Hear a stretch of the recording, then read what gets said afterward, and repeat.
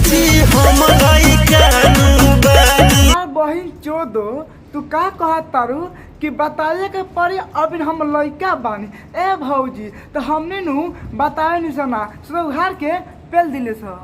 तो मादर चोद उसको जाके बोलना, मुझे क्या बोल रहा है? का हाल बा भाई, आज हम फिर से बात कर ले बानी भोजपुरी गाना के बारे में। तो ऐसे कहते हैं भाई लोग वीडियो जैसे कि लास्ट देखम तबे वीडियो में मजा आई। तब वीडियो बना के एक ही मकसद बा आप सभी के दिल से हंसाने के लिए, ना किसी के दिल को ठेस पहुंचाने के लिए। तो बिना कोनो लाना सुन के आज के पहले स्टार्ट कर जाओ। कुछ ना कइले बानी। अच्छा अभी ले तो कुछ ना कइले बार। ए भाई लोग तो ये स्क्रीनों पर देखी बिना भौजी के कइले हेता तो हो गइल बा।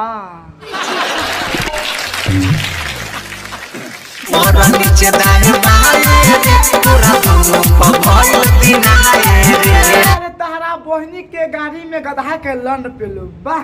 का सरवा कहता नीचे ना बाए रे ऊपर भइल बा दिनाए रे। ए साथ नहीं तो तू लंड पे आता कहता रह भौजी के जब में दिनाए भानु तो चाट के हटा दो।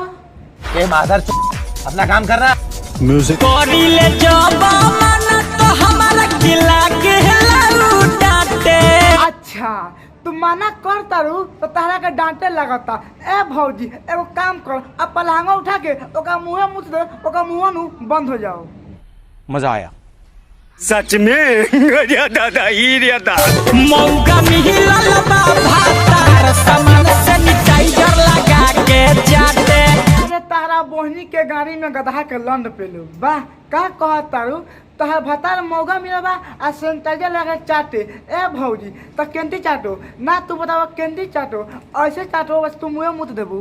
तोर बूढ़ ना भरी मेरा बूढ़ी ना मरचा पियला। सच में दादा ही दादा मौका मिलल बा भातार सामान सैनिटाइजर लगा के जाते। भौजी उ तोर भतार बा सैनिटाइजर लगा के चाटे तो गधा के लंड पेलो ओ से कुछो ले देखने के जैसे कहत तारू नु तो तहार बात सुन के मन करता कूद के पेल दी कि हक देबू।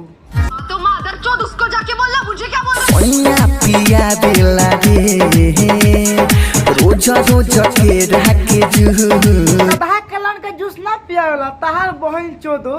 का कहत तारू कि मोरा सोनिया पियावेला केरा के जूस। ए भौजी ओ से तो लान ना मोटइबे। ए सनिमनु हमरा बारका को जूस पी कसम से कहत नहीं एके महीना में नु गधा ऐसे हो जाइबे। समझ रहे हो समझ रहे हो ना। मोटा मोटा लहावे पवन को सुतावे। अच्छा मोट मोट लावे आ पलंग पर सुतावे। ए भौजी तो सुता के का कहला हो तहरा गले में केला पेल देवे लगा तनी खोल के कहता।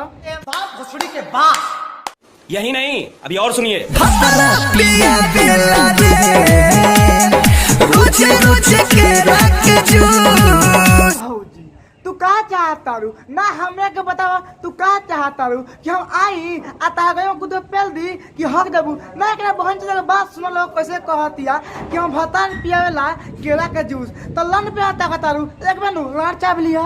सच में दादा ही दादा यही नहीं अभी और सुनिए।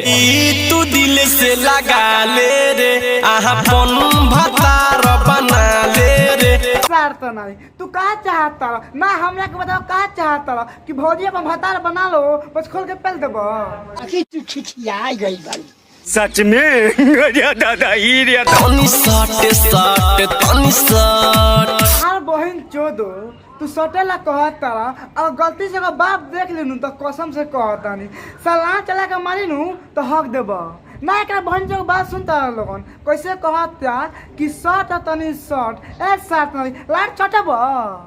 ए मादर अपना काम कर रहा म्यूजिक।